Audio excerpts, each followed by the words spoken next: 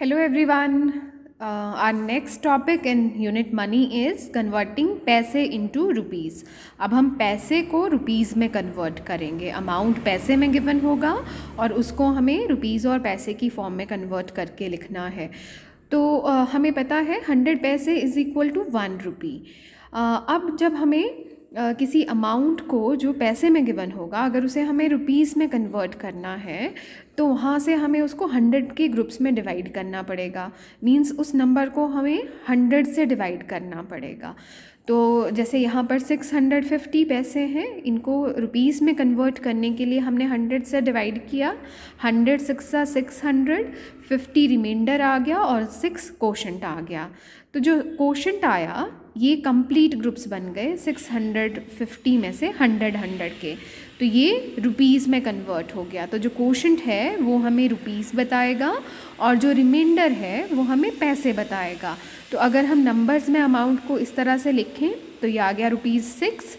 Quotient में जो number था वो रुपीज़ में आ गया, वो हमने पॉइंट के पहले लिखते हैं हम रुपीज़ को, तो यहाँ लिखा.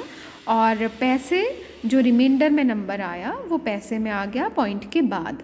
सो रिमाइंडर इज़ पैसे. तो ये चीज़ हमें याद रखनी है कि डिवाइड करके जो कोशेंट में नंबर आएगा वो रुपीज़ में आएगा और जो रिमाइंडर में बच गया वो पैसे में ही आएगा. तो हम 650 पैसे को कैसे लिख सकते हैं? ₹6.50 पैसे. ये इस तरह से आ गया. अब जब भी हमें अमाउंट को रुपीज़ में कन्वर्ट करना होगा, अमाउंट पैसे में गिवन होगा और हम उसको रुपीज़ में कन्वर्ट करते हैं तो उसको हम 100 से डिवाइड करेंगे. तो हमेशा हमें 100 से ही डिवाइड करना है. और जब भी हम 100 से डिवाइड करेंगे तो अमाउंट के जो लास्ट 2 डिजिट्स हैं ये रिमाइंडर में आएंगे. तो रिमाइंडर हमें लास्ट के 2 डिजिट्स से पता लग सकता है.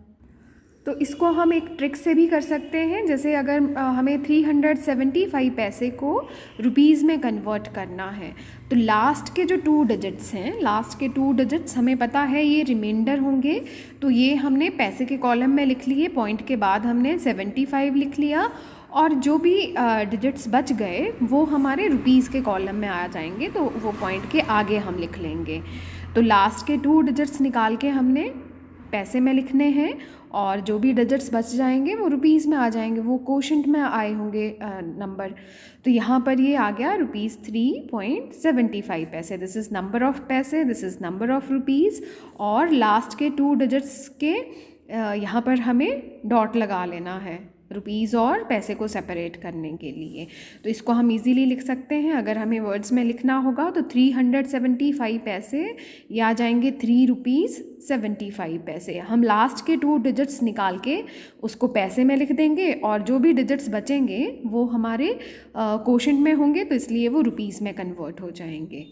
तो इस तरह से हम वर्कशीट 4 को भी इजीली कर सकते हैं. सबसे पहले यहाँ पर जो अमाउंट है वो पैसे में गिवन है, उसको हम इस फॉर्म में लिखेंगे. नंबर की फॉर्म में जिस फॉर्मेट में हम अमाउंट को लिखते हैं पॉइंट लगा के, उस फॉर्मेट में लिख लेंगे और उसके बाद फिर हम इसको वर्ड्स में लिखेंगे. जैसे यहाँ पर है 350 पैसे. तो हमें पता है सबसे पहले हमें रुपी का सिंबल लगाना है. यहाँ पर डॉट आएगा और डॉट के बाद हमने जो लास्ट के 2 डिजिट्स हैं वो पैसे में आएंगे. तो इसको हम लास्ट के 2 डिजिट्स यहाँ लिख लेंगे. और अब क्या बच गया? 3 बच गया, तो 3 को हम यहाँ लिख लेंगे. तो ये इस तरह से आ जाएगा ₹3.50 पैसे. और यहाँ पर इसको हम वर्ड्स में भी लिख सकते हैं ₹3.50 पैसे. तो इस तरह से हम इसको दोनों फॉर्मेट्स में लिख लेंगे. नेक्स्ट है 2983 पैसे. तो यहाँ भी हम इसको पहले नंबर्स में लिख लेते हैं अमाउंट को. लास्ट के 2 डिजिट्स हमें लिखने हैं पैसे के कॉलम में पॉइंट के बाद, और जो डिजिट्स बच गए, क्या बच गया?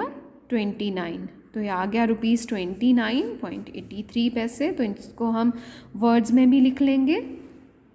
यह आ गया ₹29.83 पैसे. नेक्स्ट है 6525 पैसे. तो रुपी का सिंबल लगाया, पॉइंट के बाद लास्ट के 2 डिजिट्स लिखे, 25 पैसे आ गया और जो डिजिट्स बच गए 65. ₹65.25। नेक्स्ट है 3608 पैसे। तो इसको भी हमने ऐसे ही किया, लास्ट के 2 डिजिट्स हमने पैसे में लिखे और डॉट लगा के जो बच गए ये इधर हमारे रुपीज़ आ गए, ₹36.08। तो इस तरह से हम इसको इजीली कर सकते हैं। हमने देखा कि जब भी हम 100 से डिवाइड करते हैं किसी नंबर को, तो जो लास्ट के 2 डिजिट्स हैं वो रिमाइंडर में आएंगे। 100 पैसे इक्वल टू 1 रुपी, इसलिए हमें पैसे को रुपीज़ में कन्वर्ट करने के लिए इसको 100 से डिवाइड करना था, और कोशेंट रुपीज़ बताता है और रिमाइंडर पैसे बताता है कि जो अमाउंट है उसमें कितने रुपीज़ होंगे, कितने पैसे होंगे। तो ये कोशेंट में आएगा नंबर और ये रिमाइंडर में आएगा। अब बिना डिवाइड किए इसको लिखने के लिए हम लास्ट के 2 डिजिट्स हमें पता है रिमाइंडर में आएंगे, तो ये पैसे के कॉलम में हम इसको लिख लेते हैं, और डॉट लगा के जो डिजिट्स बच गए वो हमारे रुपीज़ के कॉलम में आ जाते हैं। तो इस तरह से हम पैसे को ईज़िली रुपीज़ में और पैसे में कन्वर्ट कर सकते हैं। Thank you.